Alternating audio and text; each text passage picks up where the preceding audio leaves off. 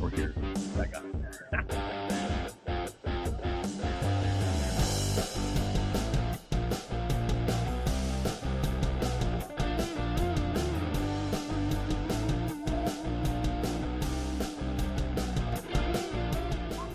And hello there, and welcome here to another edition of the Husker Online Show. Sean Callahan, Steve Sipple, Robin, Washut. We are live out here at Zipline in Fallbrook, the Tap Grill location. Zipline, our proud beverage sponsor, as we had a few Ziplines guys after the Michigan game on Saturday. I needed them. No 7.8 for Steve Sipple. Oh, they won't let me drink it. But reminder, Zipline, their Oktoberfest events start on Saturday down on West O.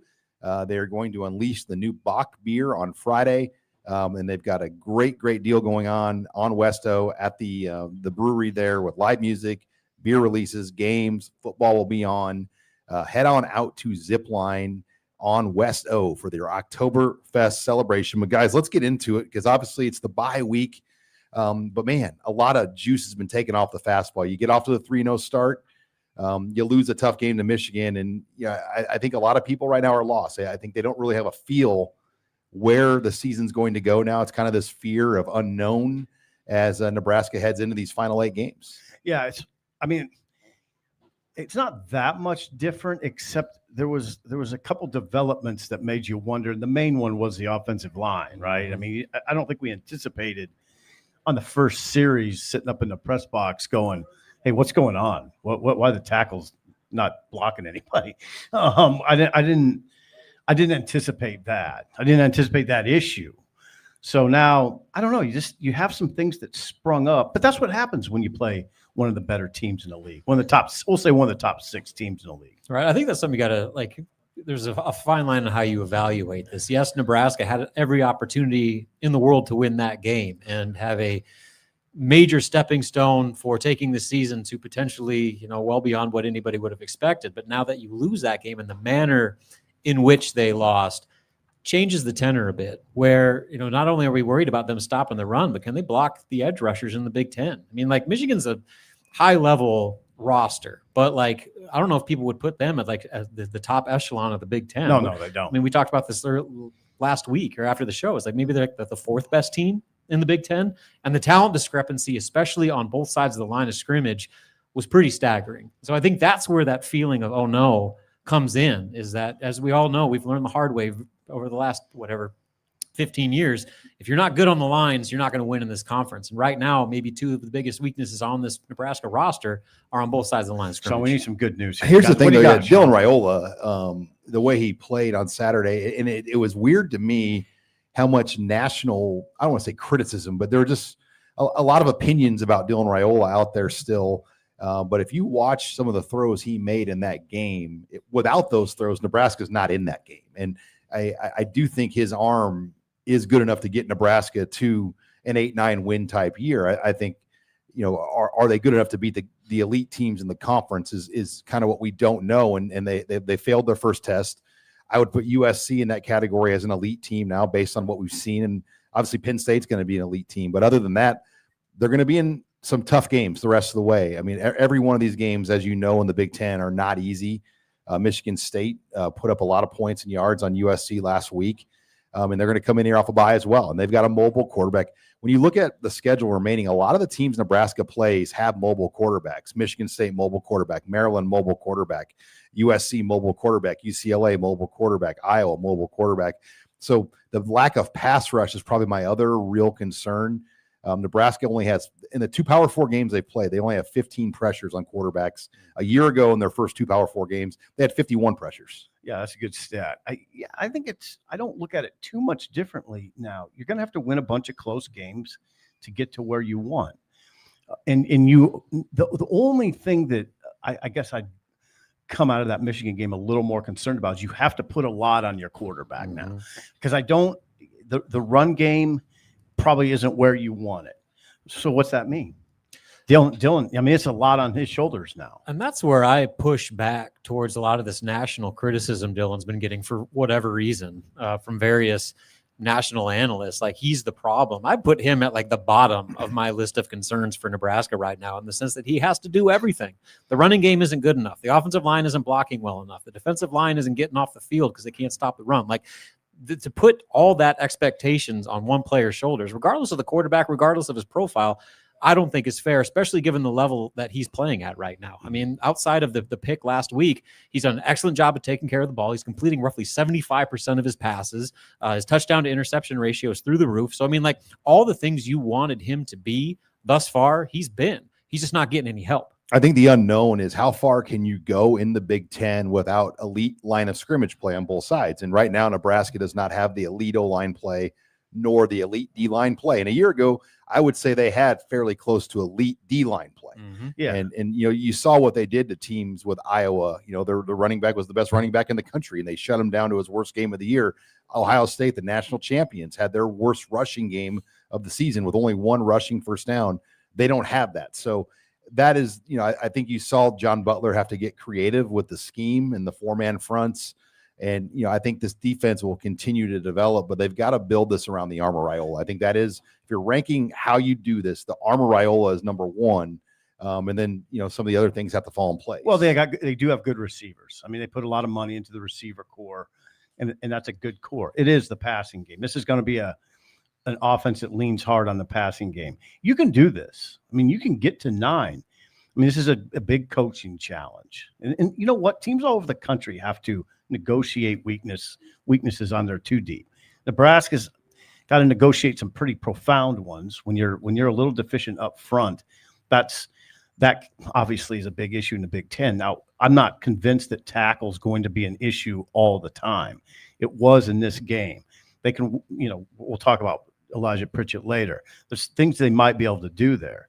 It's just a challenge they're probably addressing, you know, this week and next week. You got to do it. That's probably the best value of having the bye week when it is. I know, like, they're talking about how hard it is to sit there and stew on this loss for 2 weeks, but clearly they've got some things they need to figure out. And I don't know what 2 weeks of practice are going to do to solve some of these issues, but at least it gives you time to take a step back, evaluate those first 3 games, and figure out, all right, what are we doing well? What can we lean on? What do we need to scrap, and how are we going to get better in certain things? And so, like, at least they have that opportunity now to just kind of reevaluate right now, as opposed to immediately turning around and trying to figure it out on the fly, getting ready for a Michigan State team that's coming to town. And I do like that they're home again. I mean, they're the only team in the Big Ten this year that gets 2 straight home games for the conference play. Absolutely. Which it's rare. I mean, when you play a 9-game league schedule, it's like a once every 10-year thing that you're going to get the back-to-back home game deal to open. So I do think that's an intangible.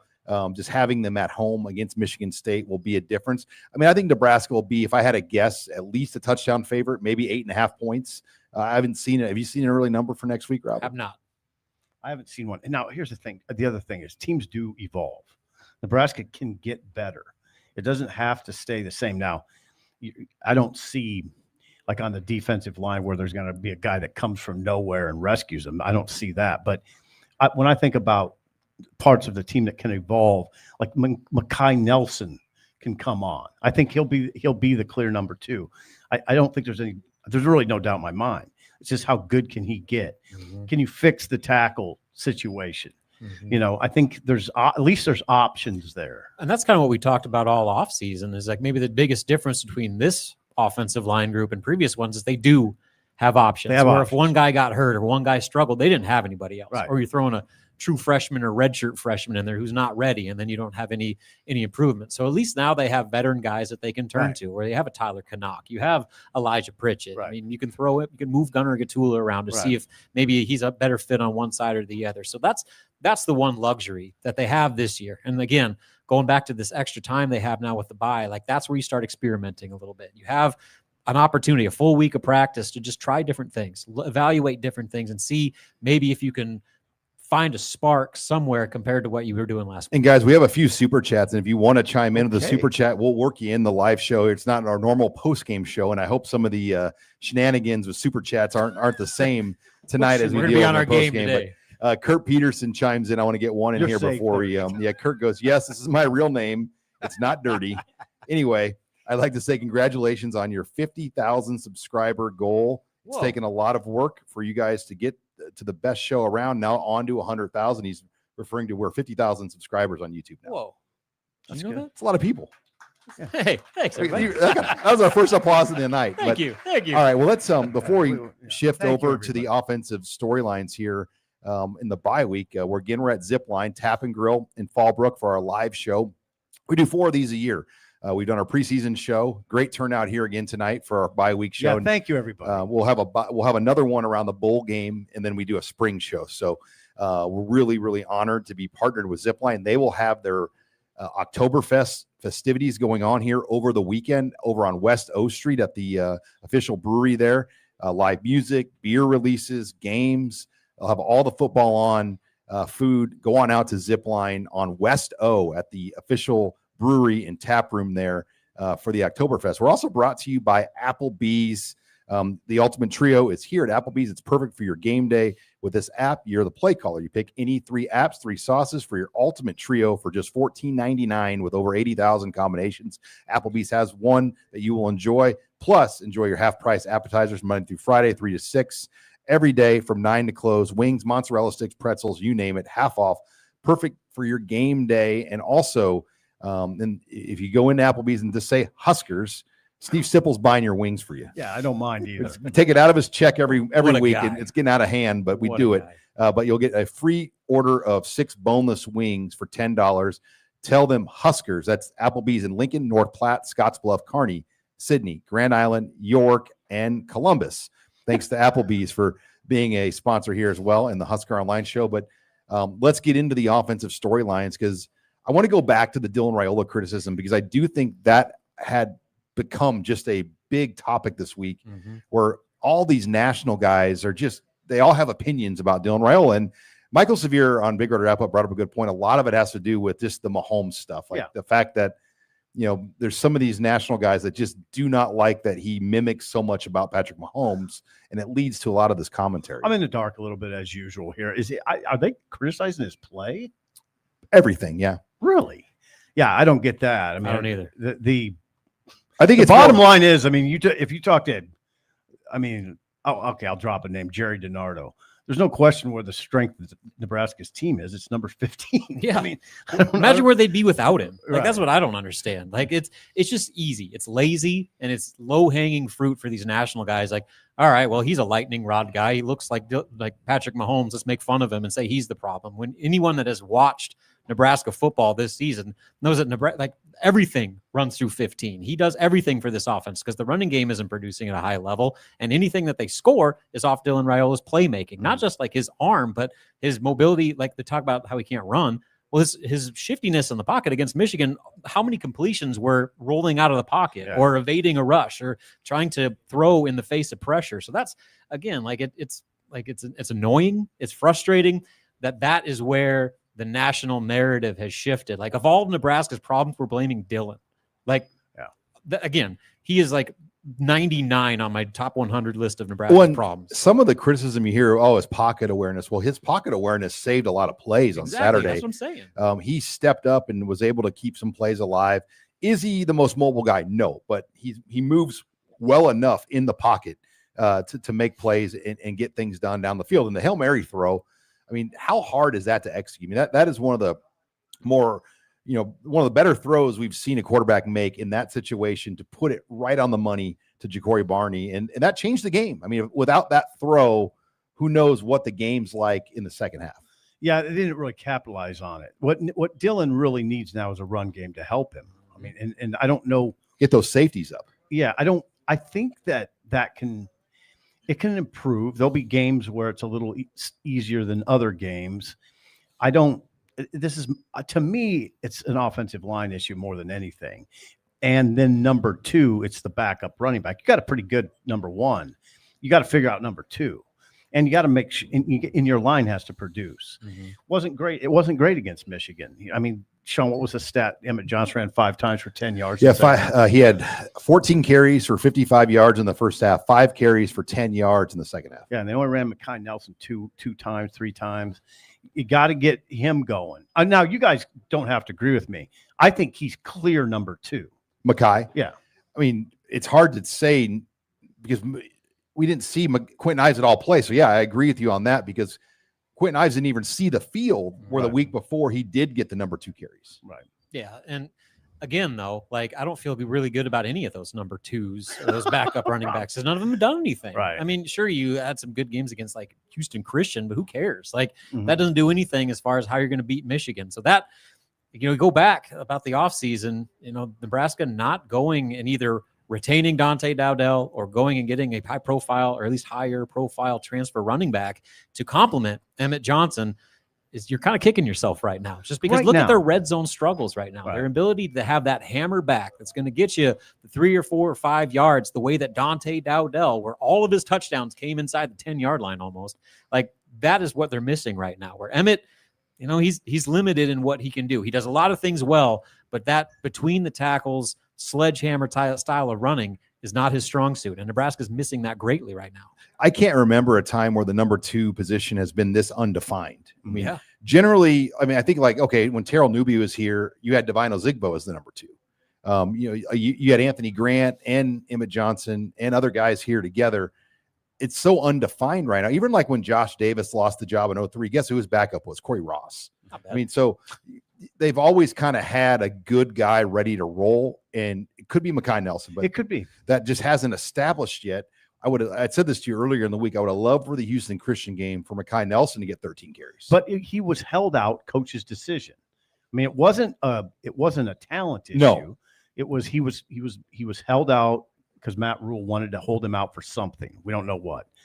But see, here's the thing. I don't like to talk about the season as if it's ending right now. No, they're 3-1. Yeah, you're 3-1. You're only 4 games in. These conversations do evolve. Mekhi Nelson, that story's far from over.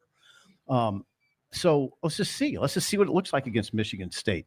Rule went to his staff this week and said, I want a number 2. I want to define number 2. He didn't say he went to Barthel, but I imagine he went to E.J. Barthel and Dana Holgerson, and said, I need a number 2 now. You got to give me a defined number 2. We don't know. I don't know that it was Nelson, but it looks to me like that would be the safest bet. That's the thing. Like, for that number 2 back to evolve, they got to have reps, and these guys just aren't playing. I mean, Quentin Ives didn't play at all last week. Mekhi didn't play at all the game before. Like, that to me, like, there's a reason there's that level of inconsistency, because there's so much inexperience in that room behind Emmett, and they're going to have one of those guys. So I pick one and get him some reps. Couple of super chats here. Nathan Becker, happy to hear you guys. What do you guys think is the biggest thing to work on during the bye? My pick is setting a standard on the line. And yeah, we haven't even hit on that, but do you anticipate any changes on the O-line a la Elijah Pritchett? Could he be moved into the starting rotation? You do, right? I think so. If there's anything that's going to happen, it's Pritchett. It's going to be the left or the right tackle. Right. There's a lot of momentum with the people we talk to in the program. It's time. It's Pritchett time. You got to put him in, let him work through, his issues. If he jumps once or twice, just let him go. You got to let him go now. And I think that's what you'll see. And Sean, you're right. Maybe you do see him on the right side, but I think you're going to see him. Yeah. He's making too much money to play 6 snaps. I'll tell you that much. All right. The other Dave comes in. Does our defensive scheme rely too much on secondary players tackling in space? And we'll hit on more defense in the next segment, but he's probably referring to, there were so many moments where it was one-on-one tackles, and Nebraska missed probably 3 or 4, maybe 5 key one-on-one tackles last week. Yeah, I'm not equipped to answer that. I don't. I think Michigan doesn't strike me as a major problem. I think Michigan did a good job of getting Nebraska in those situations. They checked into the right situations to get those guys in one-on-ones. Yeah, and we anticipated that. You do have to make those tackles against Michigan. Those are good running backs. The Justice Haynes will be an NFL running back. Yes. I think Jordan Marshall has a chance, actually. Haynes, I was told this week, would be the 4th or 5th running back off the board, right in this upcoming draft. And that's the thing too. Like, you can criticize the second level, third level, the defense for missing tackles, but it starts with the D line. I mean, how many times did a guy stunt completely out of the hole, and then Michigan just ran directly in that hole for a 75-yard touchdown? Like that to me is like, sure, you're having some issues in one-on-one tackling, but the secondary shouldn't be in that many one-on-one situations, especially that far down the field. All right. As we continue, we're live at Zipline. Thanks for joining us out here. Again, they have their Oktoberfest celebration on Saturday. New beers coming out here. Go out to the West O Tap Room. As it's a great thing. They'll have football on as well if you want to watch the games. But live music, prizes, food, lots of fun. We're also brought to you by Omaha Steaks. And you guys, it's that time of year. You're tailgating. It's been several home games in a row. And nothing tastes better than an Omaha Steaks hamburger off the grill. I can tell you, during the football season, we get in a scramble. We have to make them at home on the go and put those things on our flat top at home. They're ready in 5 or 10 minutes, and they are so juicy, so good. Omaha Steaks hamburgers, and they've got a great special right now. You'll get $35 off with the promo code HuskerOnline, and they've already got 50% off a lot of these great deals as well. But just simply go to omahasteaks.com and use the promo code HuskerOnline, and they'll take $35 more off your order. And Sip, what's your Omaha Steaks thing of choice? Just the burgers. Just the burgers? Yeah. I mean, I'm a burger guy. I don't do the steaks on the grill thing. You're not a big Don't trust myself. I've never even seen you run a grill. I can run a grill. I just don't do steaks. You have one at your house? Yes. Charcoal or gas? Gas. Okay. Thank you. Yeah, you didn't strike me as a charcoal guy. No. Steaks. You're a All the steak way. guy all the way? The burgers are great, but give me the steaks. All right. Well, thanks again to Omaha Steaks for sponsoring us here as we're live at Zipline for Husker Online, the special live show. But let's carry on the defensive discussion and go right to a super chat. Dannon of Troy, invest in talent, not the stadium. Wins are greater than chairbacks. And Wow. I get where you're coming from, but they've held off the stadium way too long. And I do think you risk a lot by letting this thing go too much further down the road. That's good. I mean, I get where he's coming from, though. If you win games, some of that comfort takes a back seat. Sitting on a wooden bleacher shoulder to shoulder with somebody is a little more enjoyable when Nebraska's winning by 30. Right. You know? Right. It wasn't a problem 15 years ago. Yeah. All right. Let's go to rhymes with laughter. I hope the time just due the loss gets these guys fired up. With the firing of Gundy at Oklahoma State, what are the chances of Holgorsen switching places with Mike? Don't say it. Mike Gunderson. Yeah, Mike. God dang it, Mike! Trying to get you. Wow, Sean. That was some tripwire there. Yeah, Yeah. you handled it, though. Mr. Roch will not be mentioned. Yeah, you handled it. Mike. You handled it. All right. And David Jorgensen comes in with another Oklahoma State question. Is Grant Seagren back in the picture? And he was at Nebraska, left to go to Oklahoma State. He's starting at Oklahoma State right now as a tackle. I doubt it. It doesn't seem like the way it ended here. I just can't imagine he'd just come right back. I don't think you never know in this world. You don't rule it out, though, right? But is he the answer? I mean, they're light. I mean, they're a little. It seems like they're a little light there. And Sean, in this world, I don't rule anything out. He wanted money, though. He left here and they weren't really wanting to invest in him. So are they wanting to invest in him now? I will say that, like, from a locker room standpoint, like, that has never been less of an issue than it is now. Because guys go and leave all the time now. You got guys that have played and committed or decommitted from like 7 different schools. So, like, the loyalty aspect, I mean, maybe it's still a factor, but, like, I don't know if anyone internally was mad at him for leaving, because they went and got Elijah Perchik, paid him a whole bunch of money. They had all these veteran guys playing ahead of him.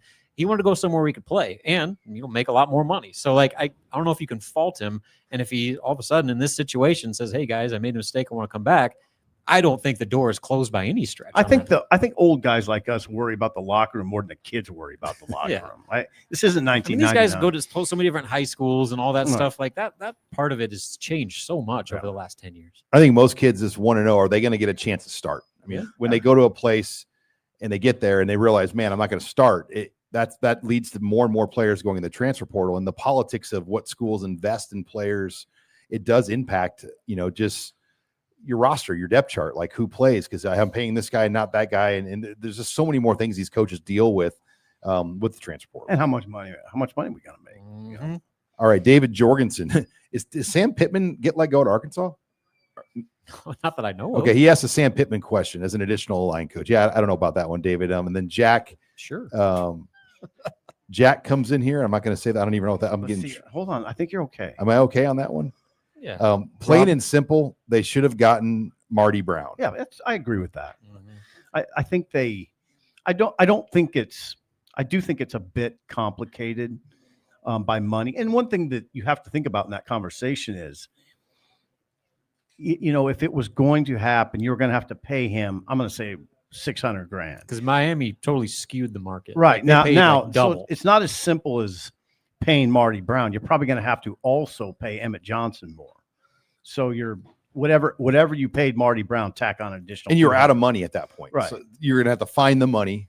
So you're going to have to say, all right, I need to find almost $1 million more. Right. And they didn't have it. They didn't have that. So we will see where that goes. But on the defense itself, do you expect to see more 4-man front or 3-man front? It depends who you play. I expect to see more 4. That's a little more complicated discussion than we probably give it credit for. You're changing a lot of technique and you're changing your overall philosophy. It's not a small thing just to say we're going 4 down. I mean, it changes a lot. Mhm. So I think, Sean, I think the answer is you have to do it, but it's not easy. Yeah, and from a personnel standpoint, like, they don't have a lot of size up front. Now you're playing 2 guys on the interior, where as opposed to you're going to 1, like, that kind of changes how you match up with guys playing inside versus outside. So, I mean, there are elements and layers involved to that. But again, when you're struggling to stop the run at this rate, especially with what's up ahead in Big Ten play, I think you got to try it. Here's the deal, Sean. You identified defensive coordinators as what? Either a 4-3 guy or a 3-4 guy. It's usually not both. So yeah, that's a tricky conversation, but I do think you'll see more 4 down. Well, and Matt Rule has kind of a defensive background though too. So he kind of has a huge voice in what they do. I mean, he was a defensive line coach for most of his career. Yeah. So in the secondary, one of the things we hear a lot about is about Malcolm Hartzog. He has not played the last couple of games. It doesn't sound good on him moving forward, does it? I would say this. I'll be surprised if he plays against Michigan State. I just keep it at that. It was concerning that the Monday before Michigan, Rule said, yeah, he's good. Him and Javen Wright are good to go. We expect him to be on the field. And then all of a sudden, he's not even suited up. Like, something happened over the course of the week where his outlook changed to where he was expected to play and then ruled out entirely. So certainly something to watch. And, I know that he gets a lot of criticism for especially his ability to cover one-on-one against bigger receivers, but he is their biggest ball hawk in the secondary. No one picks the ball off in that secondary more than Malcolm Hartzog. Right. So that will be a loss for however long that he potentially could be out going forward. A few more super chats. David Jorgensen, is RevShare a 1-year contract with players? Yes. In the minute a player goes in the portal or gets in different standing with the team, the RevShare deals end. It's not like Nebraska has to pay these deals out 100% come hell or high water. If a player leaves or goes in the portal, like when Malachi Coleman left last year in November, his deal ended immediately. So that's how those deals work. It's not like you put a kid on a 4-year. Now, people have done 3-year agreements, 2-year agreements. Okay. That's not the norm. So generally 1-year deals. Yeah, 12 months from when you get there. Like, so ideally it's a January to January or June to June or whatever the period of time that makes sense is for each player. Okay. What do you think about the one-time signing period? Is that a good thing? The transfer portal? Yeah. So they're going to come out with a 10-day window, January 2nd through January 11th. And I think the only part that worries me is the teams in the playoffs that's it. Are going to be really screwed because they're going to have to manage their roster and do all this while they're trying to win a national championship. And that's probably 4 teams that will be really, the best 4 teams are going to be penalized almost essentially for it. But then the mad rush there's going to be to get players in class. So Nebraska will have about 2 weeks when the portal opens to identify players, get them on campus.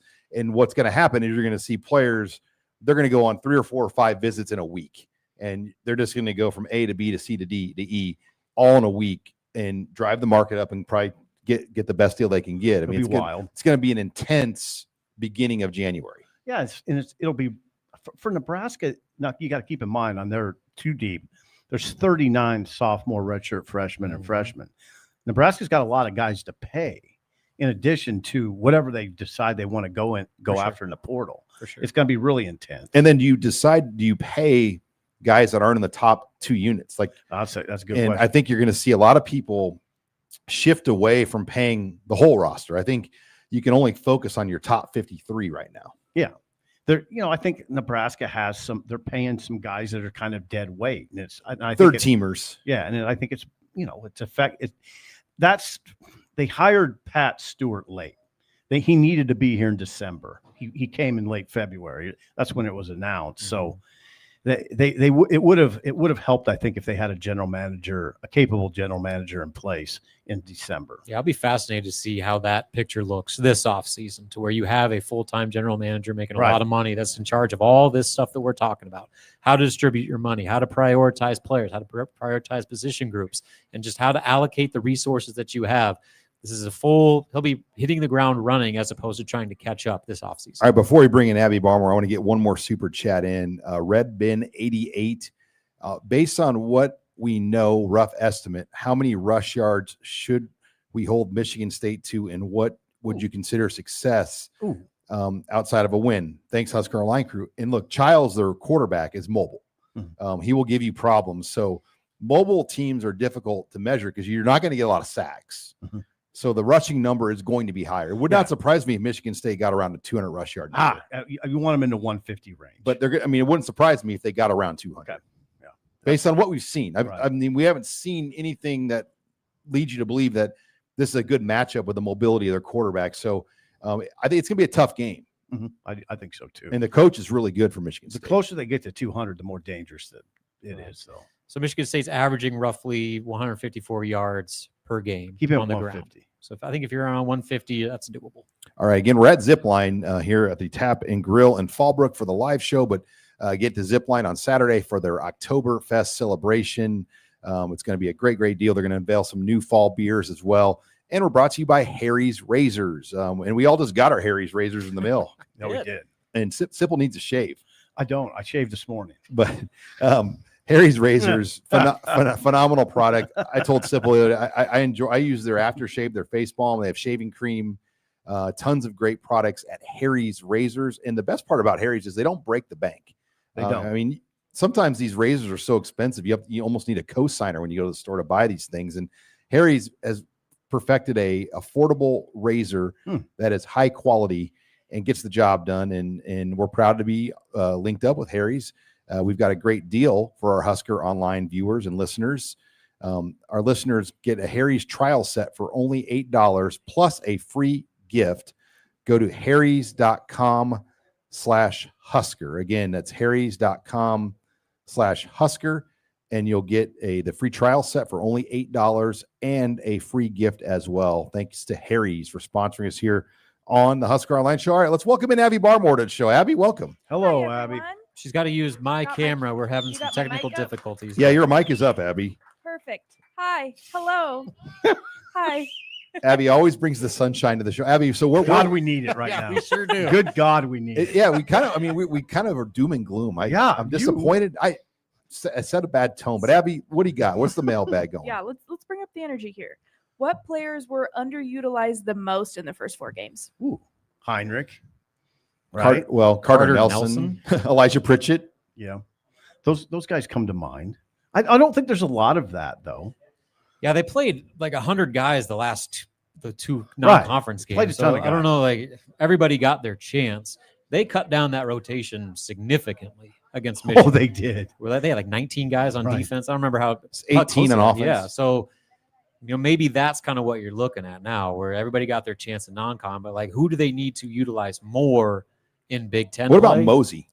Yeah, you talk about that running back conversation. Does he fit back into that equation?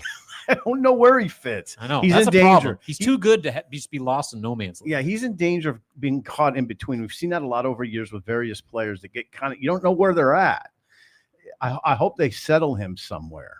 They talk about him as a running back, and then in the same breath talk about him as a slot. Mhm. So, Sean, I don't expect to see Mosey at running back a lot. All right, Abby, what's next? Okay, this one is from EJ. Which side of offensive tackle are you most concerned about for the rest of the season? Which side? Both. I'd say based on Michigan Bowl. Yeah. And I just, what will they do with Pritchett is probably the question, because Pritchett could go to right tackle. Then that probably means Gunner stays at left. Pritchett could go to left tackle. And does that mean Teddy stays at right? I don't know, but I think Pritchett is the thing that's holding up everything that they're going to decide to do at tackle. Yeah. There was a lot of talk about Kyler Canuck in August. What happened? Tyler. Is it what I say? It's Tyler Knack. Yeah. Okay. Whatever his name is. There's a lot of talk. What happened? Yeah, remember at Big Ten Media Days, they said he was the starter. I wrote a whole story about him. He was RT1 going into the first happened? practice of fall camp. I don't know. He got a rope-a-doped on that one. Sure did. Well, thanks. You Matt. did. You wrote. There's a headline. We wrote a headline. That happens all the time, though, for the record. Like, I mean, you get a rope-a-doped on a lot of guys in August. Yeah. That you write about that don't play. Well, Right. Mackay's one of them too. Yeah. I'll say out of those two spots, naturally it has to be left tackle. It's the highest paid position for a reason because you're protecting Dylan's blind side. And if you want to keep him healthy to have any chance of still accomplishing what you want to accomplish, you got to keep Dylan upright. And it's far more important on the left side than the right, in my opinion. All right, what's next, Abby? What concerns you the most about Michigan State? Running quarterback, Childs. I mean, I don't know. Honestly, I don't know a ton about him right now, but I watched him against USC. They don't have a great defense. I don't know what the numbers show, but I bet it's bad.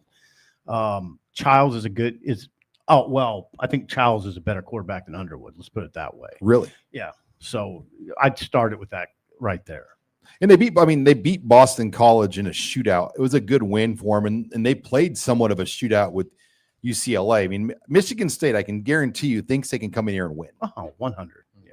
And they're on the road. I mean, look at their schedule. They've played at Boston College, at USC, now at Nebraska. Mm-hmm. I mean, how many Power Fives or Power Fours have played that kind of road schedule? I mean, that is a daunting road schedule for Michigan State. Yeah, and don't forget, they're coming off a bye too. So they're preparing for 2 weeks just like Nebraska is. But yeah, I think there's a lot of teams that are in the same area as Nebraska where they could be anywhere from 6 to 8 wins, 9 wins. And Michigan State is in that category where if things break right, they could easily be up in that 8-9 win category. If not, they're probably more like a 6-win team. Okay, next one. What Big Ten teams have surprised you the most this year and why? Well, Indiana only because they look even better than they did last 63 year. to 10. I mean, and I knew Indiana was going to be good. I didn't know if they were going to be playoff good again, and they appear to be right now. 63 to 10 surprised everybody, right? Yeah. How How could you not be surprised? by Right. that? That's the surprise It was score. domination. Yeah, that's the surprise score. Signetti's doing it the right way. Now, if you listen to him, he'll say he doesn't have what they need up front yet, but that's how he's doing it. That's he says that's what separates the big boys from the others in the trenches. You get the big guys. And he says, we don't have them yet, but we're going to have them. Mm-hmm. See, they're doing pretty well with what he judges to be not what Oregon has, not what Penn State has, not what Ohio State has, but they're getting there. He's got the right idea. What about Maryland? Sitting there 4-0 right now. Yeah, that's the surprise. Just beat Wisconsin. That's the surprise. Yeah, they went into Madison and handled Wisconsin. Nebraska's never won in Madison since they've joined the Big Ten, 15 years. And they had a freshman quarterback go in there. But yeah, Wisconsin's it's a whole another show. I mean, the situation going in Madison right now is one worth watching. Yeah, They're surprising in how quickly that's fallen off. Right. Fickle's in trouble. All right, Abby, what do you got next? Which player has surprised you the most in the first 4 games? Surprise. I wouldn't have expected that Petchak Yeah, that was would my be. answer. It wouldn't. I didn't expect that Petchak would become a major rotational player. I didn't expect. He played 1 snap against Cincinnati, and then all of a sudden, here he is. How about Rex? Don't call me Nate Gary Guthrie. Yeah. Why would you call him that, Sean? I mean, it looks like he could practically be a starter. Yeah. Pretty much is. He's been in the first series the last 2 games. Rex Guthrie would rank. I don't know if we could have called that one. How much of that is Malcolm not playing though? Yeah, but he's jumped other players too. Yeah. Mhm. Yeah. Donovan Jones, maybe. I mean, as a result of Malcolm being out, Donovan Jones is now a fixture in the starting lineup. And I know they considered him a 3rd starter, but he is officially a full-time starter now until Malcolm comes back. All right, Abby, we got time for 2 more. 2 more. Okay, who is a better option in the red zone for the Wildcat quarterback, TJ Lateef or Heinrich Harburg? I go Harburg, just Right. sheer power. And he's been there and done it before, Yeah. too. There's something to be said for Big Ten experience. My only thing with But- Harburg is I feel like teams have really keyed in on that. Mhm. It hasn't been as successful as it should be when he goes in that look. I So you would go Lateef. I wouldn't mind seeing Latif. I mean, just a wrinkle, like especially in red zone, just using his mobility to move the field and try some different things that maybe Dylan can't do as well. And, you listen to Matt Rule talk about the 5-for-5 rule, like redshirting, who cares anymore? Like that's going to become a thing of the past. Like you've got a guy that gives you an element at quarterback that your starter can't give, or at least not nearly as well. Why not try it, especially for an offense that's just looking for a spark? We're not worried about redshirt with Latif. No. are we? I'm not worried about redshirting Anybody. That's what I'm saying. Like I think that conversation is a thing of the past. Like you don't even worry about redshirting. All right, Abby, final question. What is the best Zipline location to hang out during bye week? This one. Oh, without a doubt, here in the Tap and Grill. I mean, the patio in here is as good as any patio in Lincoln. Yeah. Phenomenal. Great setup. And This is perfect. we wanted to have the bye week show in October and then not November one because I knew it'd be nicer. It's 85, 80 degrees out, perfect weather. You cannot beat this. But I will say last Thursday, I was in the South Lincoln location, and that's a great spot too. Yeah, I'm partial to the 56 in Pine Lake because that was kind of my home base for a while. So Your home base, the place was your home base. It's your office. Your wife's over there right now. She's shaking her head. Wait, never mind. That's the office. What's your home base? But they're all good, especially with the work they've done with the OG brewery. I mean, Okay. that thing's like an event center now. They got a stage. Like it's a cool looking spot. And that's where the Oktoberfest party Yeah. is going to be. If you haven't been, check it out. All right, Abby. Well, thank you. Of course. Thanks, Good job, guys. Abby. Good job, Abby. All right. Again, we're out Zipline. Thanks to Zipline for hosting us on the live shows. We do 4 of these a year, and this is our second one. Great crowd again. Abby gets the only applause, by the way. She is the most Thank you, loved thank you. person on the show. Yeah. Because she deals with all of us all year. But hard thanks to job. Zipline. And then also brought to you by BRUNT Workwear. Are you wearing your Brunts today, Sip? No, I don't have my. You didn't want to boots on. scare people with your work boots on. No, I don't have them on. But we've been linked up with BRUNT. Just phenomenal workwear. And Sipple and I joked over the bye week, we might bust out the BRUNT workwear, get some work done outside in the yard. The boots are magnificent. Get your American worker shirt, your boots. You have boots, don't you? Yeah, I have my Brunts. Yeah. Yeah, they're fantastic. Oh, yeah. No, but they also have shirts, gear, jackets, not just boots, but the boots are phenomenal, high quality boots. And we've got a great deal with Husker Online as well with BRUNT and BRUNT Workwear. Just simply go to their website, bruntworkwear.com/Husker. Use the promo code Husker, and we'll give you $10 off your order of BRUNT. Again, that's bruntworkwear.com/Husker with the promo code Husker. Get you $10 off your order of BRUNT. Thank you to BRUNT for sponsoring us here on Husker Online Live at Zipline. But number of super chats I want to get to you guys before we get Okay. into the Big Ten games. Scott comes in, love the trio. Who are the guys standing out that get more play after the bye? I think we've kind of already hit on that. I mean, I think Mekhi Nelson's probably one of them. Mhm. Yeah, I think Pritchett. so. Get him some reps. Is there another receiver that works his way into that conversation a little bit more? I think those top 3 are so good. I don't want to take those guys off the field. Do you? No. Did see Cortez Mills play a little bit more because I mean, like there's so much high expectations for him going in the season. He just didn't really find his role, but he got more playing time last week against Michigan, and I think that should continue. Quinn Clark's in that conversation. Mainly it's Quinn Clark, Cortez Mills. Mhm. All right, Hugh comes in, and Hugh. I'm not going to trip on that That one. one's not bad. It No, could- that one's not bad. You can do that. humongous. Yeah, you're fine there. He didn't say Totally what. clean. Who had the best Wow. performance on the O-line in the Wow. Michigan game? Probably the center. Graded best. Justin Evans. Okay. I think he might, or probably one of the interior guys. Definitely not the tackle. Well, I don't think the interior struggled that badly. No, I think they- the interior was generally At speaking least in pretty pass fine. protection. Well, they were playing 3-on-2. So when Yeah, it 3 are helps. blocking 2, That it's helps. a little bit better than 1-on-1. Kurt Peterson, what do you give a spark to the run game versus Michigan State? Change blocking scheme, swap personnel, change plays up. Is there a fix that would change in a week or beyond? I mean, we're not coaches. Just better blocking, and I'd say I'm oddly confident in Mekhi Nelson. I think he can be a factor going forward. Just let him be a factor going forward. But he's got to make it happen too. There's a reason they held him out of the Houston Christian game. There's something happened, so he's got to get that stuff squared away, whatever that is. Yeah, maybe this personnel discussion about pass protection leads to improved run blocking, where all of a sudden whoever's in that backfield has more opportunities to make plays on the ground. You just like to see the offensive line move the line of Yes, scrimmage. that's the biggest issue. Right? There's nowhere to run. Right. And get big plays. I mean, I think Yeah. Nebraska is the king of like the 6 to 8 yard run, God, but can they yes. get a 40-yard run? God, everything seems hard, right? Yep.